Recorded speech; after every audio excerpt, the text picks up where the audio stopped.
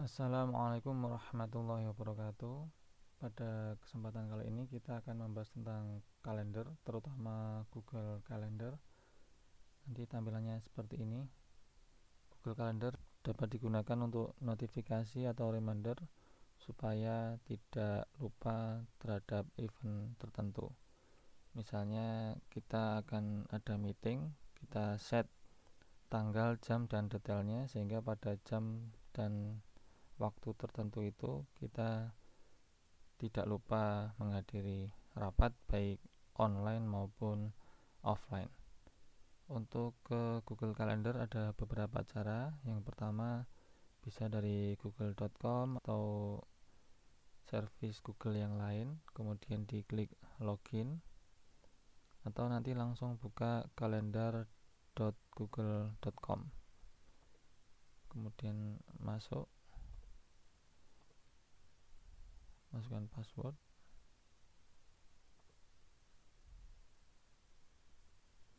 Ya, apabila ada verifikasi 2 langkah bisa dilakukan.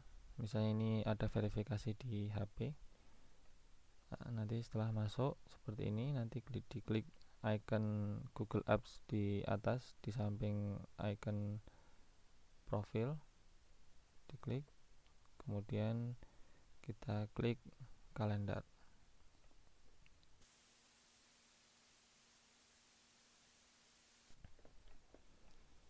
Untuk membuat kalender ada beberapa cara. Di antaranya dapat kita buka di Google Calendar. Tampilannya bisa per hari atau per minggu atau per bulan. Untuk membuat jadwal lebih enak per hari. Kemudian kita tentukan kita mau membuat jadwal tanggal berapa. Misalnya tanggal 15 Juni. Misalnya kita mau ada rapat jam 7. Di sini diklik sehingga nanti di sini sudah ada judul dan seterusnya. Kita klik opsi lain.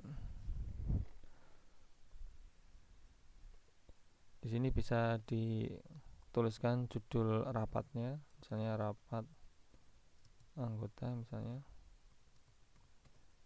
Kemudian dari jam berapa sampai jam berapa perkiraannya, misalnya 2 jam. Kalau sepanjang hari diklik maka nanti dari jam 0 dini hari sampai jam 24. Nanti juga bisa juga nanti berulang, misalnya setiap hari Senin dan seterusnya, atau mungkin nanti bisa buat custom. Di sini nanti bisa diklik.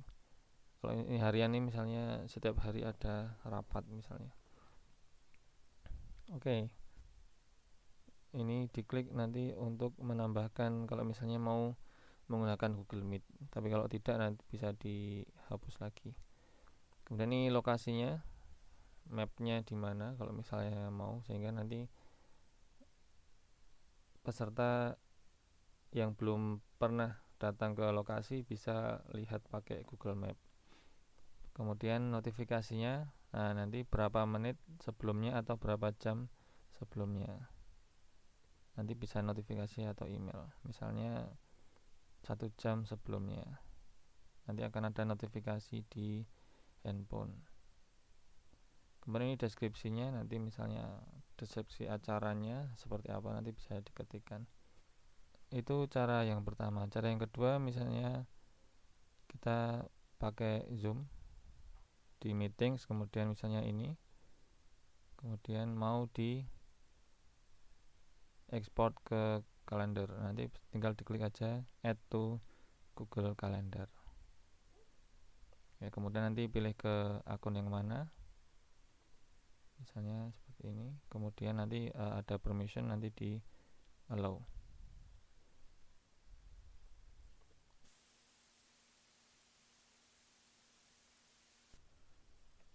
Kemudian untuk menambahkan peserta itu juga ada beberapa cara. Yang pertama kita yang menambahkan, yang kedua kita bagikan linknya. Untuk kita yang menambahkan, mungkin biasanya ada form registrasi seperti itu. misalnya seperti ini, ada di Excel seperti ini, ada beberapa email mungkin sampai 100 atau 500. Kita copy, kemudian di paste di Word, tapi pastenya paste yang text, keep text only. Kemudian ini kita Ctrl H, kemudian di find word-nya itu diisi dengan caret P, kemudian replace with koma, klik replace all. Oke, kemudian akan menjadi seperti ini. Kemudian ini kita hapus koma yang terakhir, ini kita Ctrl A, Ctrl C, kemudian kembali lagi ke kalender tadi,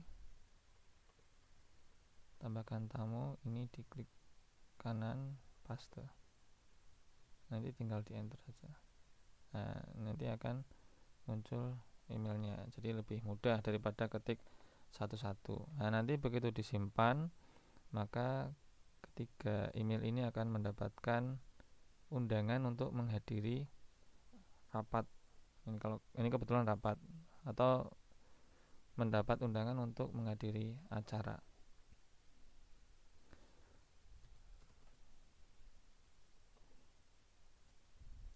Keuntungan lain, nanti di handphone undangan akan otomatis masuk ke Google-nya, sehingga nanti notifikasi otomatis keluar tanpa perlu peserta menambahkan sendiri ke HP-nya. Oke, kita coba ya.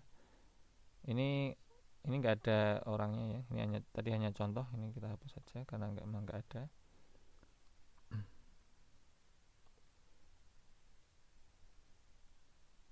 Kemudian diklik simpan. Ingin mengirim undangan, ya, kirim. Undang tamu eksternal. Kalau misalnya itu di luar organisasi kita. Ini misalnya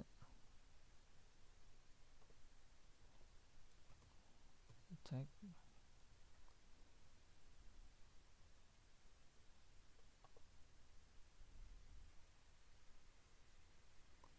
Ini ada undangan rapat ya. Ini adalah detailnya, apakah Anda mau datang atau tidak. Kalau mau datang yes, kalau tidak no. Ini juga ada dua tampilan ya. Ini mungkin untuk tampilan yang bisa lihat lengkap. Ini kalau misalnya ada kasus tertentu nggak bisa terlihat, nanti bisa pakai yang di bawah, tapi sama aja nanti. Diklik yes. Kemudian nanti di kalender kita refresh. Tanggal berapa tadi? Tanggal 15 ya. Ya, ini udah ada rapat anggota jam 7 sampai jam 9, sehingga kita tidak perlu menambahkan sendiri. Tapi dari undangan tadi ketika diklik yes, otomatis akan nambah di kalender kita. Dan nanti di HP juga akan muncul notifikasinya pada 1 jam sebelumnya. Kita cek. Ini notifikasinya 5 menit sebelumnya, bisa kita edit. Kemudian kita ganti menjadi 1 jam. Kemudian disimpan. Cara membagi kalender atau event yang kedua, misalnya kita buat dulu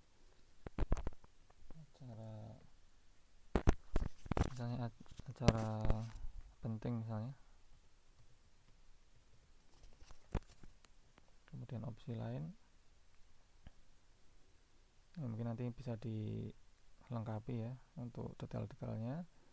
Kemudian kita simpan dulu, kemudian kita buka lagi, klik, kemudian di edit acara. Nah, ini ada tindakan lainnya. Kemudian publikasikan acara, kemudian salin yang kedua, yang di sini ada tulisan template-nya ya. Salin saja, nanti bisa dibagikan ke WA, email, atau seterusnya, atau bisa dimasukkan ke poster. Tapi kalau misalnya dimasukkan ke poster, ini terlalu panjang, diringkas dulu dengan misalnya dengan Bitly. Kemudian misalnya create, paste yang panjang tadi, kemudian ini linknya bisa kita copy, atau misalnya ini bisa diganti dengan kalimat atau kata yang lain. Oke, kemudian kita coba paste di sini. Di sini tidak dapat menemukan acara yang diminta. Kenapa? Karena kalender tadi belum publik. Harusnya di publik dulu, baru bisa dibuat share. Oleh karena itu, sebaiknya kalender yang digunakan untuk share template itu kalender yang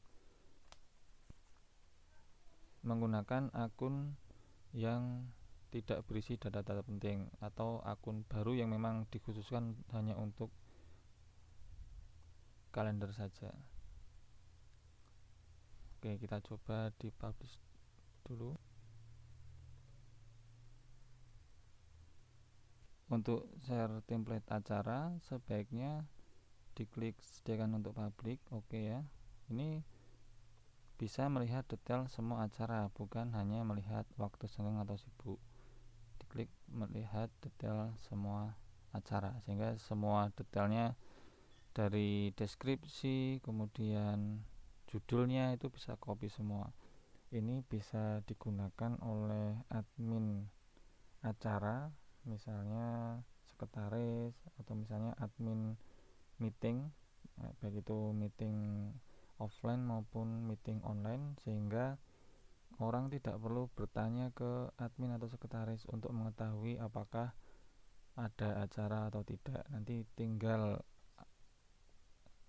tinggal kalendernya disebar ke setiap orang, sehingga setiap orang bisa melihat, oh sekarang ada meeting, besok ada meeting, misalnya mau pinjam ruangan atau misalnya mau pinjam akun, tinggal melihat ke kalender, kemudian dia bisa merencanakan tanpa harus bertanya-tanya terus ke admin atau sekretaris.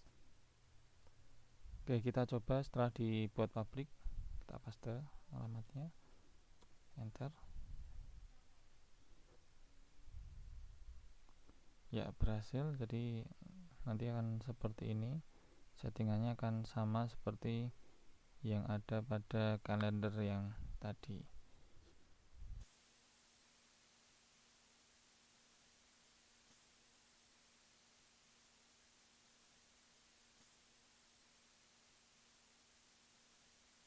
Demikian. Wassalamualaikum warahmatullahi wabarakatuh.